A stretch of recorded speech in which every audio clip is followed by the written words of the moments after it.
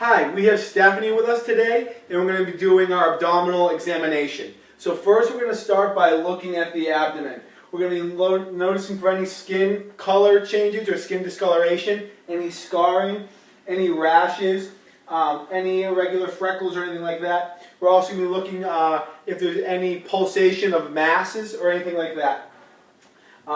We're looking now and everything looks good. There's no asymmetry. There's nothing that's normal. Next, we're going to go into auscultation. So we want to do this because we don't want to change the sound of the organs through percussion. So that's where we're going right into our auscultation. We'll first start with the diaphragm. I'm going to start with the diaphragm, listening to all four quadrants, starting in the lower left quadrant, working up to the upper right, then upper left and lower left quadrant.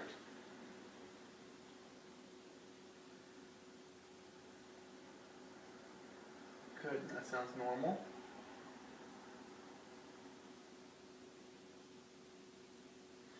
Good, that sounds normal. Good, that sounds normal.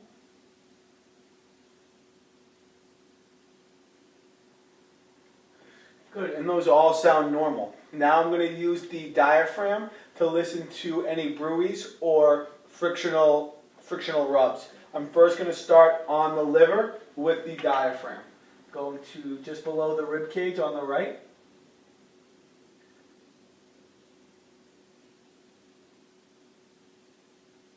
Good, and that sounds normal. And we're just having a nice soft touch with the diaphragm. We're going to go to the spleen next, which will be in the axillary line, right by the bottom two ribs.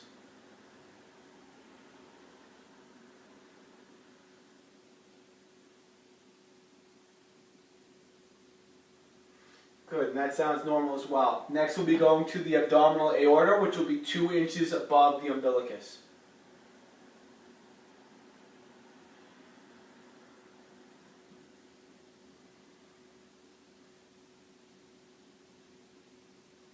And that sounds normal as well. Next we'll be going and doing the renal arteries, which will be 1 inch and 1 inch above the umbilicus and 1 inch to the right and left of the umbilicus. So 1 inch up and 1 inch over for the renal artery. Good, that sounds normal.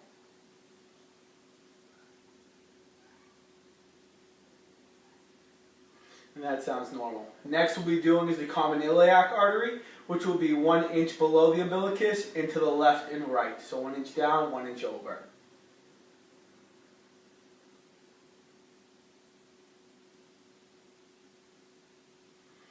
That sounds good.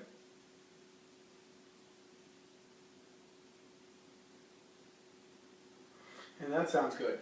Next we'll be listening to the femoral artery, so I'll just indicate to the patient that we're going to be rolling down the shorts and feeling the inguinal ligament, which is the crease in the hip. So I'm just going to roll down your shorts just to the crease of the hip, feeling for the femoral artery. We're listening to the femoral artery. Good.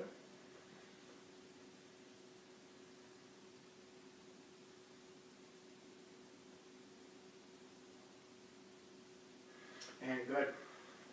So those are all good. Now we're going to go and we're going to do percussion of the abdomen. So first we'll start on the right anterior axillary line, starting around the 4th rib cage, working our way all the way down below the belly button.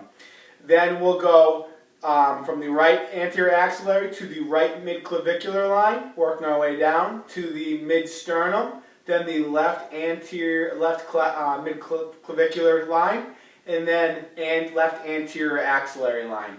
And we should be going over, when we're going over organs, listening from a resonance to a dull, then once we're off the organ, back to a resonance. So I'm starting left anterior axillary.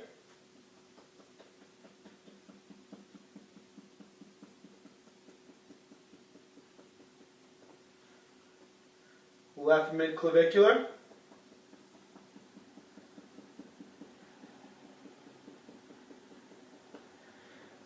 mid-sternum, up by the sternum, working our way down.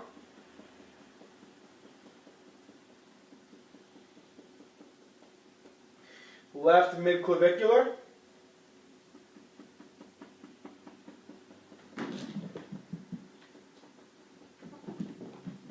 And left anterior axillary.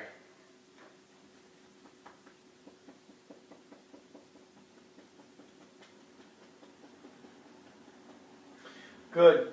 Next we will next palpate the liver. I'm going to start on the right mid-clavicular line, working our way down till we go from the resonance to a dull. Then I'll start by the belly button, working our way up, again feeling the resonance, listening to the resonance to a dull. We want to have a liver no longer than 12 centimeters. If we were concerned of this, we would use a marker or a skin marker to mark the points and measure them. So we'll start on the right mid-clavicular, working our way down. Good. Starting on the belly button, working our way up to the mid-clavicular line. Good. And that did not indicate a liver larger than 12 centimeters. Next we're going to do is percuss the spleen. So I'll have the patient on her left side. I will tissue slack, percuss, ask the patient to breathe in and out. If we were to hear a resonant to a dull, that would indicate an enlarged spleen. We should not hear a change in the sound. So I'll go on your left. And I'm going to the axillary line below, right by the two ribs. I'm going to tissue slack away. I'm going to percuss and ask the patient to breathe in and out.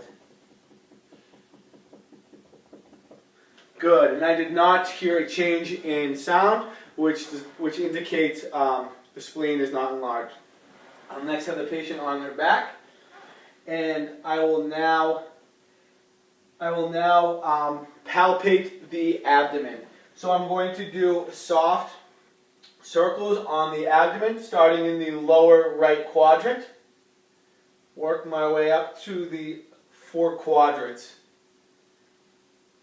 And I'm doing circular, clockwise palpations.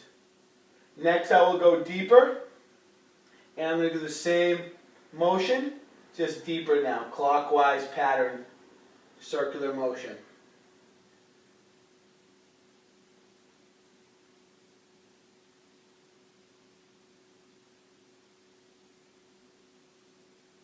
Good. If we were to feel a mass here, we would feel a protrusion of a mass. We would notice the mass to be extended out. We'd ask the patient to turn away and cough. If the mass protruded further, that would be known as an intramural mass. If she coughed and the mass got smaller or went deeper in, that would be known as an intra-abdominal mass. Now we will palpate the liver and the gallbladder. So I'm going to face caudally to my patient. I'm going to wrap my fingers under the rib cage, and I'm going to ask the patient to breathe in and out. Good. One more time. Good. I just barely felt the liver, the border of the liver on my fingertip. An enlarged liver would feel more of a protrusion onto our pads, and we would feel the liver move further, which we did not feel this. Also, an inflamed or a gallbladder issue, this would be painful or tender for the patient. To get a more accurate assessment of the gallbladder, we will do Murphy's inspiratory arrest. We will take our thumb, drive it up under the rib cage, and press up like so. If this would be a positive or the gallbladder was inflamed, we would have an inspiratory arrest where the patient would either gasp or stop breathing for a moment. So that would be that. Next, we will assess for appendicitis. So I will go to McBurney's point, which will be from the belly button to the right ASIS. In between that point will be McBurney's point. I will press down and rebound. And if there was appendicitis, there would be excruciating pain there. If we had indication that there might be appendicitis, we'd start with a less invasive or painful test. So we could start in another quadrant. I'd go in the upper right, upper left quadrant, and I would press and rebound, and that would cause the tissue to snap back, causing pain over that appendicitis in the lower right quadrant. We could also do Rosving's sign, which would be in the lower left quadrant, and we would palpate and rebound quickly, and again that tissue snapping back would cause pain in the appendicitis. Next, we will we will percuss the abdominal aorta, feeling for the size of the abdominal aorta. So I'll just find the pulse. Good, which I did. I'll now go out laterally and find the borders of the aorta.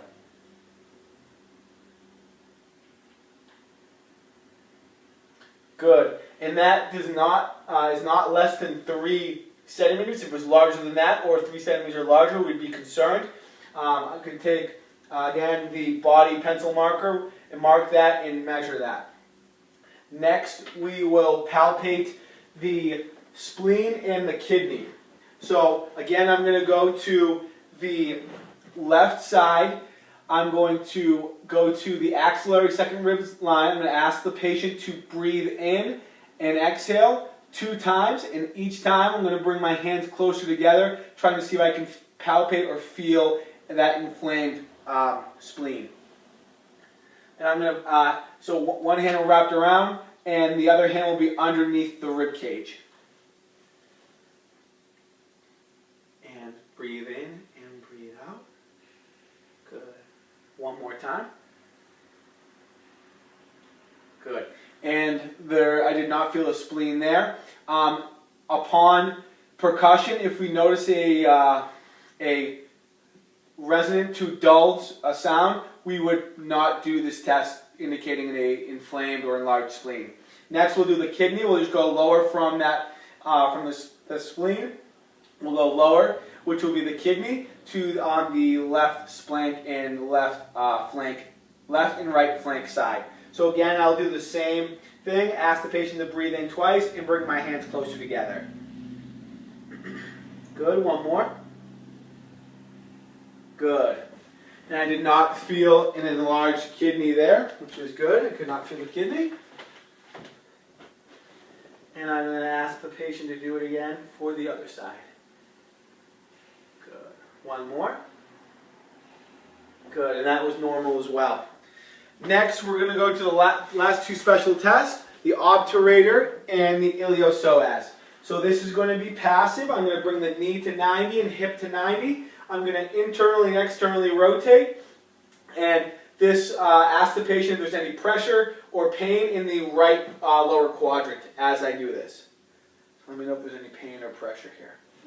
Good. And that is negative. Next, we'll do the iliopsoas. I'll have the patient on her left side.